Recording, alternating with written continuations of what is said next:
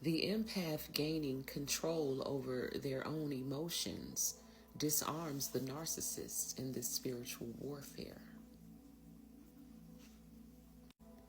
The narcissist pokes and prods and provokes in order to elicit a reaction from the empath, who is naturally very emotional.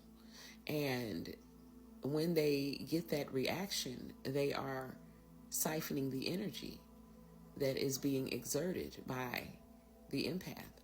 A lot of the times, you are arguing about lies. They know they are lying, you know they are lying.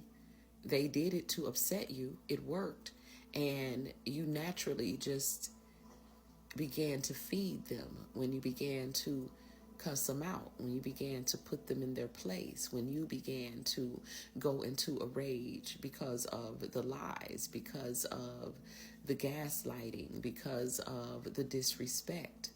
They love this. This is the goal of the game, to push and prod the one who is naturally very emotional. And they don't realize that these emotions is their energy in motion, and your energy is your life force. It is your soul. And the narcissist is a soul eater with Tico. And they do this to elicit this reaction in order to eat. The reaction, they prefer that it is of a negative vibration, because this is what they are made of. They are trying to eat off of you. And so they need to eat more of what they are comprised of. They are comprised of darkness and negativity. And so in order to be able to eat, they have to provoke the narcissist into a lower vibration, vibrations that they can consume. What they cannot consume are fruits of the spirit: joy, peace, love. You know what I'm saying? They cannot consume anything that we consider to be good or positive, because it's the complete opposite of what they are made of. Okay, and so they cannot consume those, which is why they don't like to see you experience those higher vibrational states of being, because they are states of being that they do not have the ability or the capacity to obtain or experience. So they will always try to pull you down out of those heightened states of being back into misery with them. This is the premises for, the phrase or the saying that, misery loves company. This is true. Misery is a spirit. Everything is a spirit. So the spirit of misery is what the narcissists carry. The state, that's their state of being. That is their, overall disposition. And, they have, the demonic emotional palette, which is, anger, rage, jealousy, and fear. And they don't feel anything other than those four emotions, the demonic emotional palette. And so when they see you enjoying the fruits of the Spirit, they are going to do everything in their power to destroy that for you.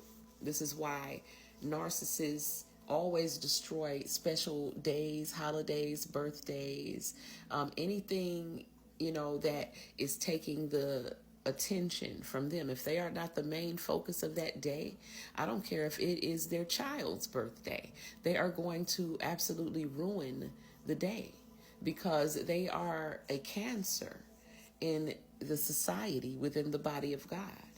They are the tares, okay? When it comes to the parable of the wheat and the tares, they are not God's people. God did not create that. This is one of those fake seeds that the devil planted next to God's good seed. And yes, they were allowed to grow up alongside of us, but this is the time of the harvest.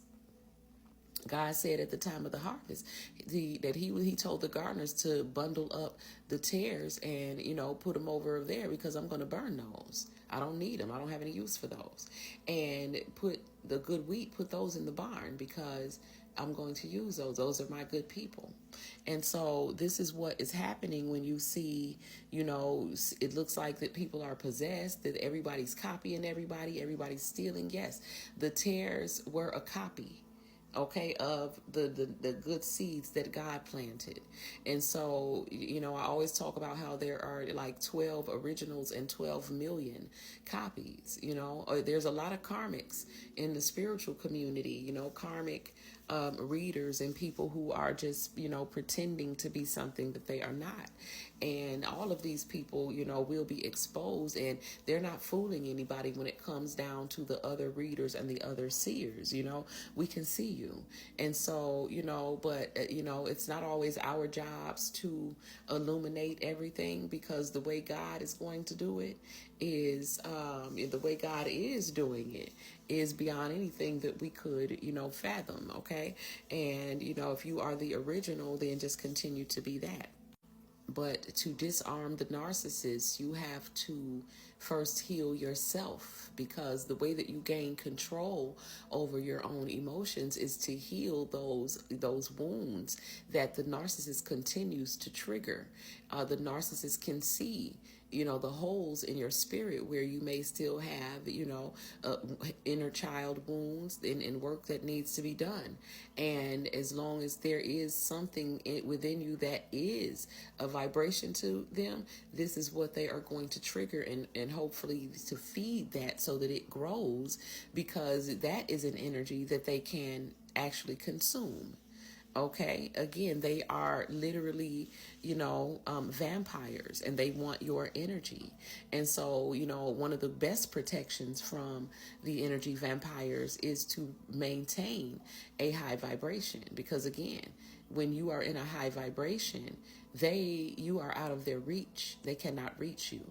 And this is why they fight so hard to keep you from elevating, because once you get outside of their reach, they are, they have essentially been left behind. They can no longer reach you. And so this is why they fight so hard to block your progress and to hold you back.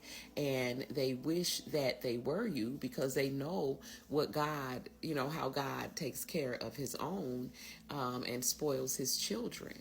And they know that those things that God has for his children, they will never get to see.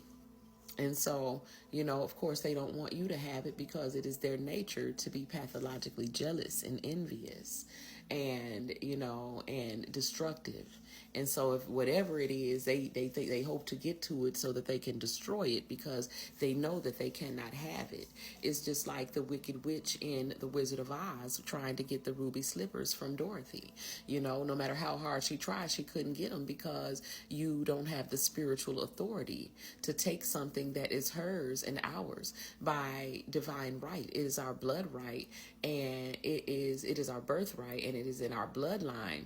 And they can't take it even if they wanted to, because it's not on us, it's in us. You know what I'm saying? So you cannot have it. And it's the same story. The story of, the witch trying to take from the Wizard of Oz, trying to take from Dorothy and sending her flying monkeys out, and all of the chaos that happened as Dorothy was on her path.